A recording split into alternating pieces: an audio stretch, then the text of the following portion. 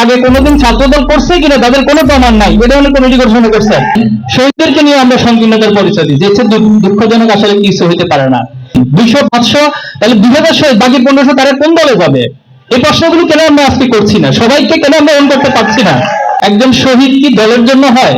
এই আন্দোলন কি শুধু দলের ছিল?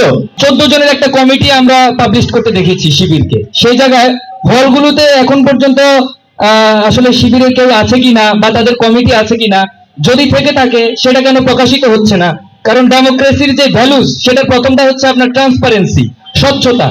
তো এই জায়গায় স্বচ্ছতার জায়গা থেকে ওনারা যদি ডেমোক্রেসিতে বিশ্বাস করে থাকেন, তাহলে ওনাদের কমিটিটা প্রকাশ কেন হচ্ছে না, এই ব্যাপারে আমি জানতে চাই।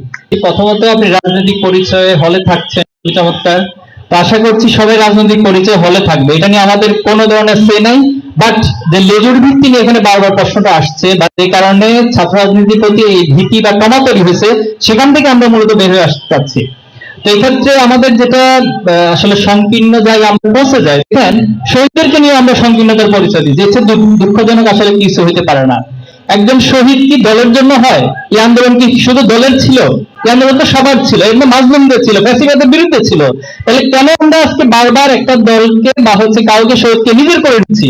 তাহলে আপনি দলীয় ভাবে কতজন শহীদ হয়েছে বলেন? 200-500, তাহলে 2000 শহীদ, বাকি 1500 তারা কোন দলে যাবে? এই প্রশ্নগুলো কেন আমরা আজকে করছি না? সবাইকে কেন আমরা অন করতে পারছি না? এই জায়গাটা আমাদের ক্লিয়ার হতে হবে। আজকে মাগুরা জেলার জয়েন্ট সেক্রেটারি ছিল উনি, ওনার ওয়াইফ অন্তঃসত্ত্বা ছিলেন। আমি গত মাসে মাগুরা সফর করেছি, ওনার সাথে দেখা করে এসেছি, পরিবারের সাথে লম্বা সময় কাটিয়ে এসেছি। আজকে ঘনিষ্ঠ হচ্ছে সে সন্তান, আলহামদুলিল্লাহ। তো এই যে সবাইকে অন করার মানসিকতা যদি না নিতে পারি, তাহলে আমাদেরকে আবার সে 71-এর যে পরিণতি, দলীয়ভাবে সবকিছু অন করা, দলীয়ভাবে সব ক্রেডিট দাবি করা, তাহলে সে পরিণতির দিকে 2400 যাবে। এই যে কিন্তু আমি সতর্ক থাকতে বলবো। আর একটা বিষয় হচ্ছে যে লেজুর ভিত্তি আসলে কারা করে। আমি এখানে আজকে উপস্থিত সবার কাছে চ্যালেঞ্জটা ছুড়ে দিতে চাই, এটা নিয়ে একটা কম্পারেটিভ স্টাডি হোক, এটা নিয়ে একটা একাডেমিক স্টাডি হোক। সরি, আমি আসছি প্লিজ, আমি একটা পয়েন্টে আসতেছি। তো এই জায়গা থেকে হচ্ছে যে আমাদের সবাইকে অন করা। এখন ছাত্র শিক্ষা কমিটি গঠন করছে, আপনি হলেন 242 সম্ভবত, সেখান থেকে আবার 100 জন হচ্ছে আগে কোনোদিন ছাত্রদল করছে কিনা তাদের কোনো প্রমাণ নাই, এটা হলো কমিটি গঠন করছে।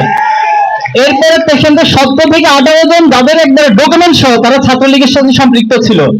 এরপরে সেখান থেকে 5 জনকে আবার আপনি বহিষ্কার করতে বাধ্য হয়েছেন। তাহলে আপনি কোন ক্যাটাগরির 245 জন কমিটি গঠন করছেন আমাদের জানা নাই। বাট আমরা বুঝাতে চাচ্ছি যে ছাত্র শিবির 15 জন 20 জন কমিটি ফ্যাক্টর না, বাট সাধারণ ছাত্রদের হয়ে সবাইকে অন করে সবাই হয়ে মূলত রাজনীতি করতে চায়, এটা আমাদের